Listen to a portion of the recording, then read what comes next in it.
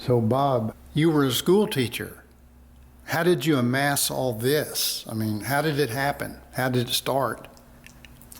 It started by a hobby that became an obsession, I guess.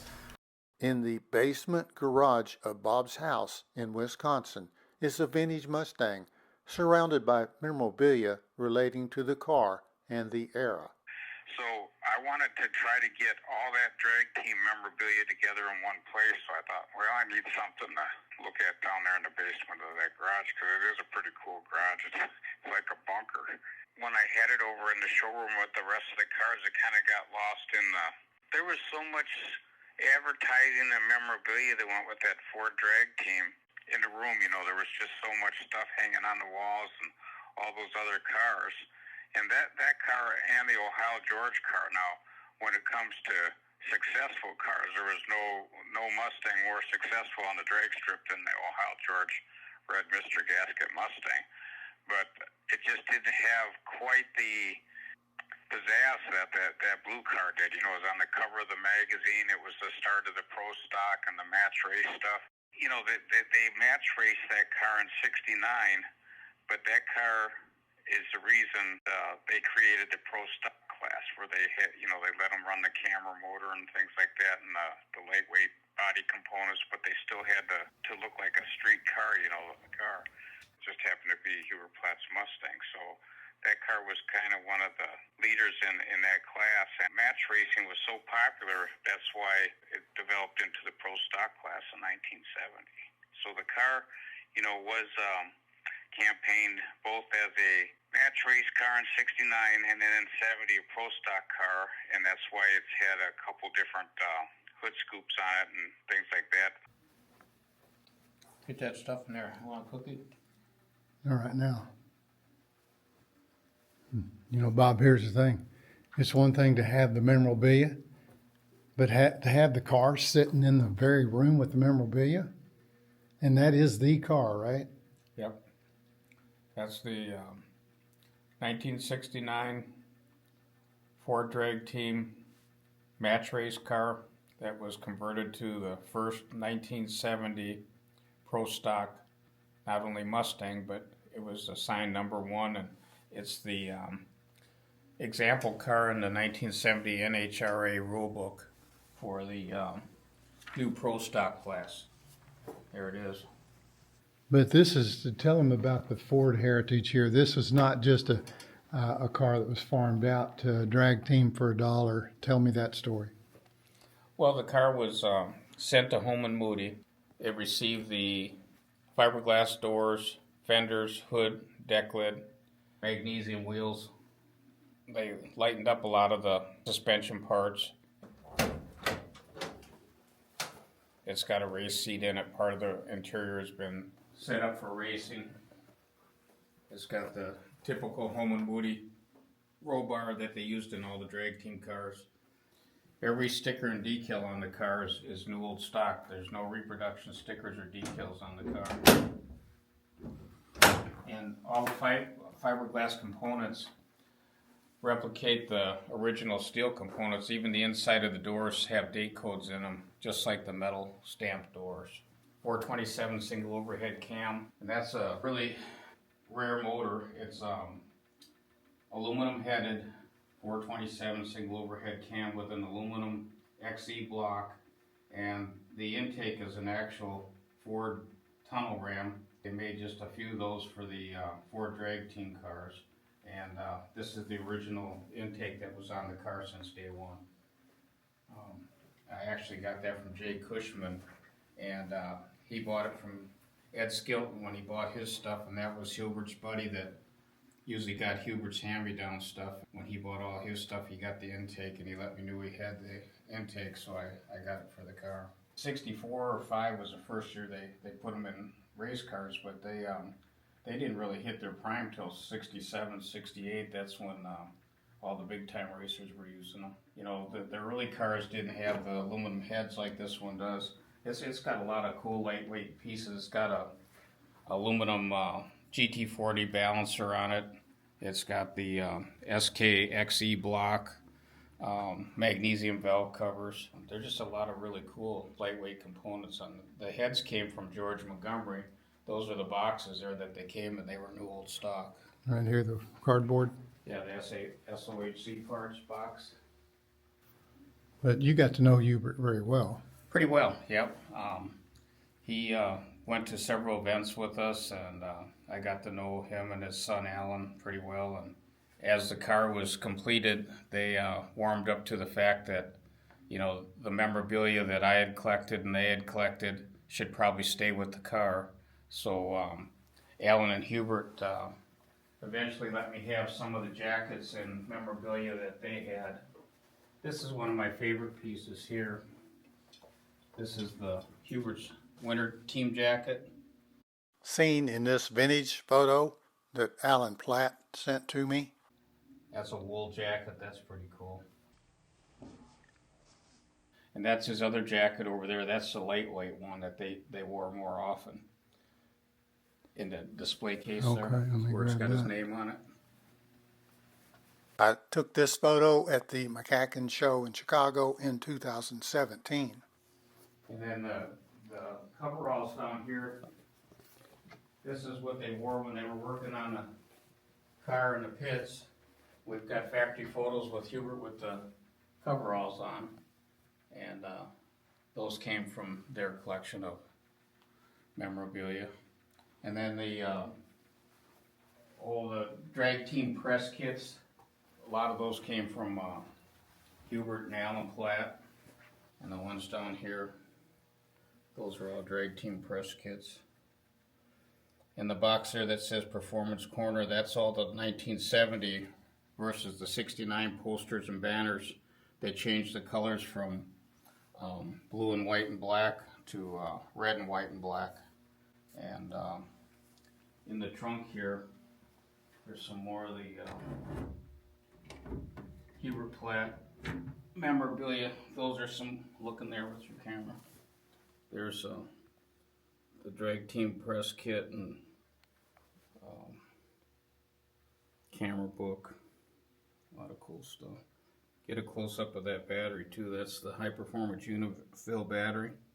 See how it only has one fill cap, that little gold lid? You stuck the holes in there and it filled all 6 cells. That's the most powerful battery they made at the time. They called it the high performance Unifill.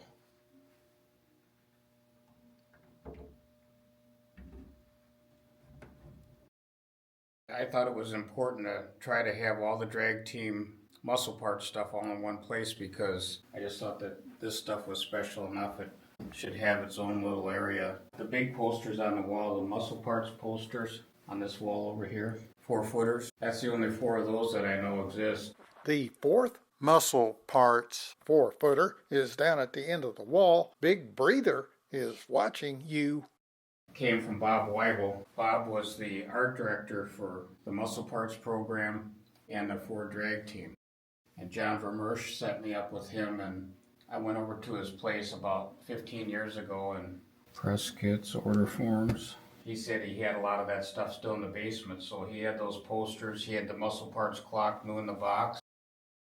And I can remember the conversation like it was yesterday. I was driving on the bypass around Detroit, and I told John, give me Bob Weibel's phone number. I said, you don't have time to go over there. I've been bugging you for 5 years to get his phone number.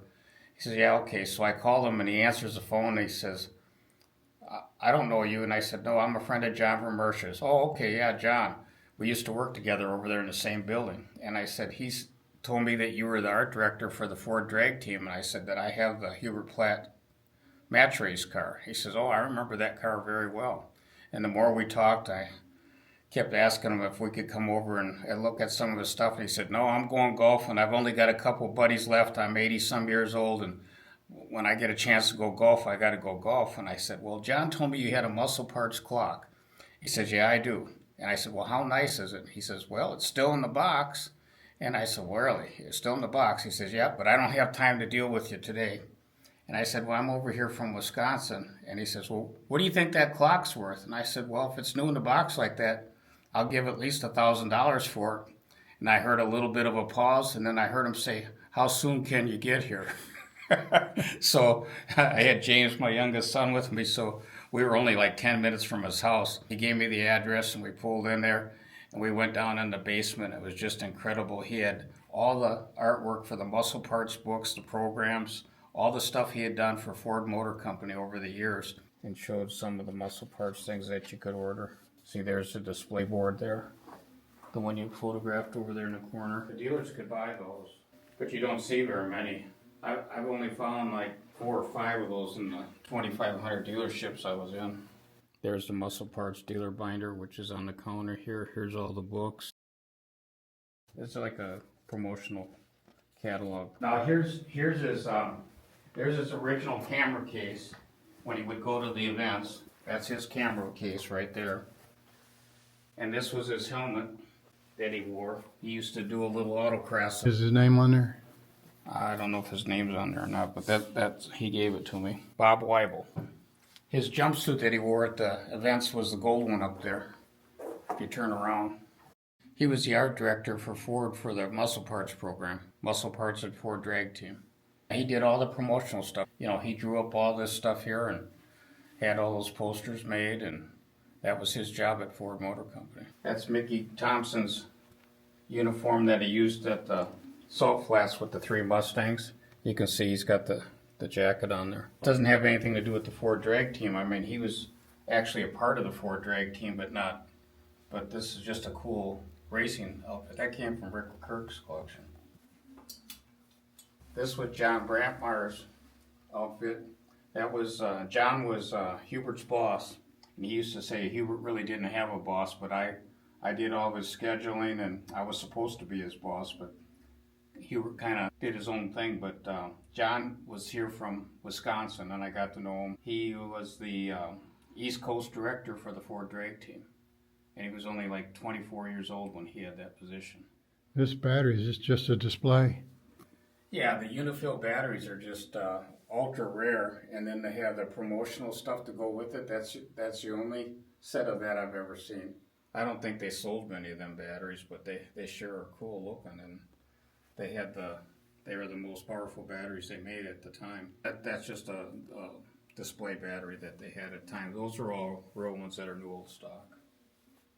I've got every group size, the 22, the 24, the 27, and the Boss 429. They never came in a regular car as original equipment, but that was the Muscle Parts high performance over-the-counter option. Those are original slicks that came off the Ed Terry Drag Team car. They did one run with them, and they were all using that same 10-50-15. Those are one-run tires, so they're as close to new old stock as I ever found. And those are really rare to find good ones that are not cracked and weather checked. And the front tires are dated 1969. They're the old pie crust sidewall, and those are original ET wheels that they ran on the car when it was campaigned in 1969 and 70. The front spoiler is a Boss 429. That's same dimension as the plastic spoiler they used on the Boss 429s, only it's made out of aluminum. That's not a shirt, right? Garment bag. Put your suit coat in there and stuff when you go in the airplane. See it? It zips on the side right there.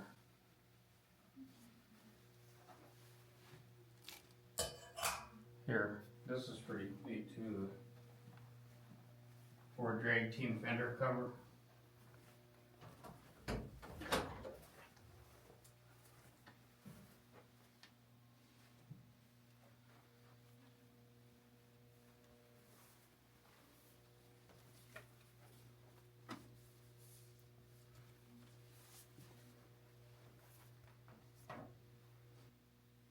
See there again, safety performance. That's brand new. Yeah, it is. I've got the bag that came in. They were made by Anton Racing Apparel right here.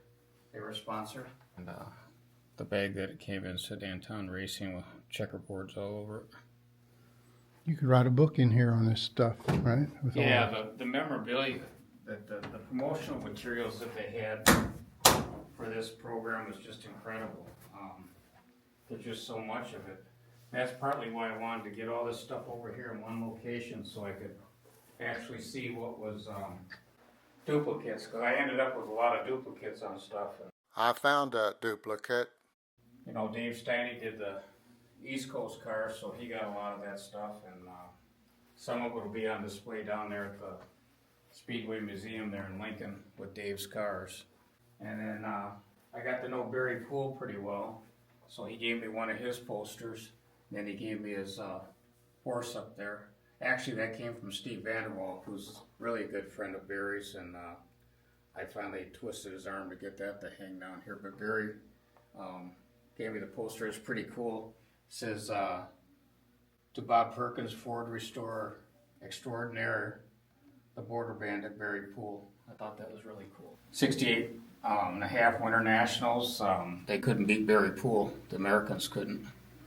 So they came up with the special heads that they gave them at Indy at the U.S. Nationals. They call them Canadian heads so they could beat Barry Poole. The car ran the camera motor. The idea behind the car was to make it look like it was a 69 Boss 429 with the front spoiler, the Boss 9 hood scoop, and on the cover here, Super Stock magazine with Hubert sitting on the fender, you know. It looks like it's a Boss 429, only it's got a camera motor in it. 2 pages, huh? Mm-hmm. Here, check out the little sticker on the door from Car Corporation. That was Ford's race shop there in Detroit, where they did all the maintenance on these cars, the Ford hauler trucks. Upstairs was John Vermersch's office, and in the basement was Bob Weibel's office, so that they were all in that same building. Holman Moody gets most of the credit, but Car Corporation did a lot of work on these cars. So what does this stuff mean to you in your collection? Well, the Ford drag team stuff, I think is really important in Ford's race history, because if you go back to their racing days, Ford always acted like they didn't sponsor cars. When the GT40s went to Le Mans, all they had was a little Ford oval on the front fender. With the Ford drag team, it was like, this is Ford Motor Company. Put their name right on the side of the car. And I think the reason for the change in attitude was they promoted the Ford drag team with performance and safety. If you look at the sign there, see it says safety performance. And I think that's how they were able to sell it to the corporate people that, you know, drag racing was good as long as you did it at the drag strip, and they promoted safety and not racing on the street. So I think that's basically how they promoted that, so that they could actually put Ford's name on the side of the cars.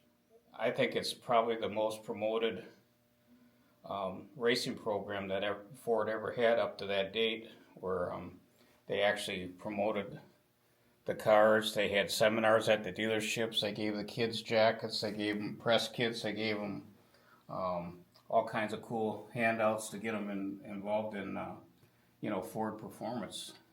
So what are your plans for the car then? I mean, it's not something you can turn loose of, or what do you want to see all that stuff saved together? Yeah, that stuff all needs to stay together, I think. And what's really neat is in Lincoln, Nebraska, at the Speedway Museum there, they have all of Steiny's West Coast cars on display there. I'd say that probably eventually the blue car just belongs over there, and I'm just not ready to see it go anywhere yet. I still like it, and it's just something that, I remember from 69 or 70, they had one of those Ford drag seminars at Northwestern Ford in Milwaukee. I remember my dad took me in there, and we looked at all the stuff, and they had one of the blue cars there. I don't remember if it was my car or the super stock car. And they did a couple of burnouts in the dragway, and we got a couple brochures and things like that, so it just always stuck in my mind. That was pretty impressive.